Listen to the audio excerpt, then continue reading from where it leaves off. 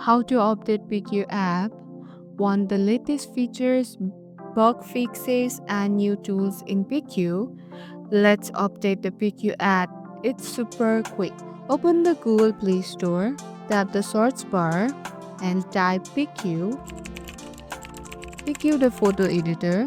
If you see button that says update, tap it update.